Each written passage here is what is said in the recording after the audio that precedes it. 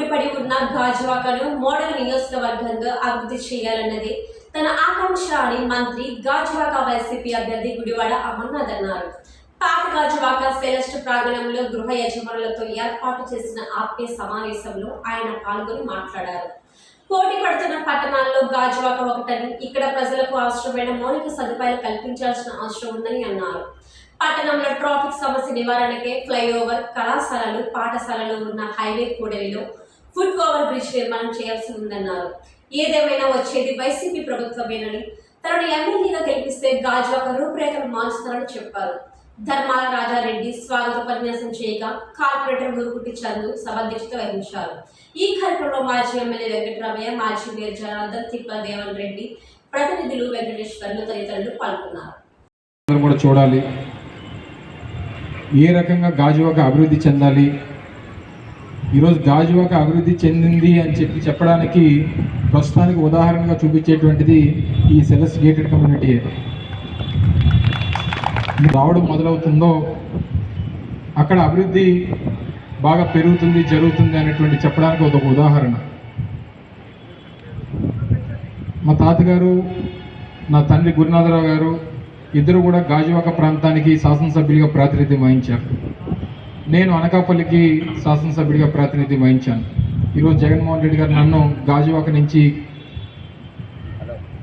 MLA అభ్యర్థిగా నాకు అవకాశం ఇవ్వడం మీ అందరికీ కూడా నా తాలూకా విజన్ కూడా, ఎందుకంటే జగన్మోహన్ రెడ్డి బహుశా నాకు తెలిసి ఇందులో అపార్ట్మెంట్స్లో ఉన్నటువంటి వారు ఎవరికి కూడా బహుశా జగన్మోహన్ రెడ్డి గారి తాలూకా వెల్ఫేర్ స్కీమ్స్తో మీ అందరికీ పెద్ద పని ఉండదు.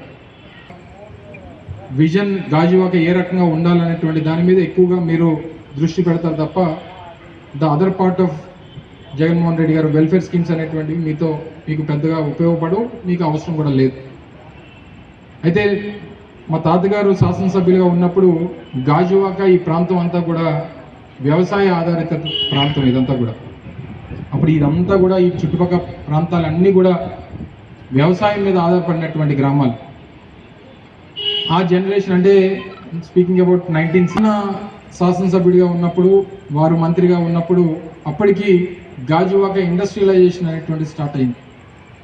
ఓ పక్క స్టీల్ ప్లాంటు, ఒక పక్క బిహెచ్పివి, ఓ పక్క ఇండస్ట్రియల్ ఎస్టేటు, ఒక పక్క ఆటో నగర్, ఓ పక్క హిందుస్థాన్ జింకు, విఈపిజెడ్, ఇలా రకరకాలుగా ఒక జనరేషన్ మారేసరికి 90స్కి వచ్చేసరికి గాజువాక అనేటువంటిది విశాఖపట్నం ఉక్కు నగరంగా, గాజువాక మరి ముఖ్యంగా పారిశ్రామిక ప్రాంతంగా పేరు తెచ్చుకుంది.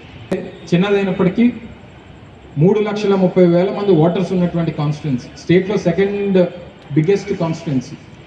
Bheemili 3,50,000, second biggest constituency Gajuwaka. Bheemili in the sense Bheemili rural and urban areas mix ఉన్నటువంటి కాన్స్టిట్యున్సీ. ఏరియా వైజ్ కూడా చాలా పెద్ద ఏరియా. కానీ గాజువాక మీరు ఎటు వెళ్ళినా మ్యాక్సిమం 5 కిలోమీటర్స్ రేడియస్లో మొత్తం అంతా కూడా గాజువాక నియోజకవర్గం అంతా కూడా ఉంది. దీనికి మేజర్గా ఇంత డెన్స్డ్ పాపులేషన్ ఉండడానికి గల కారణం పరిశ్రమలు.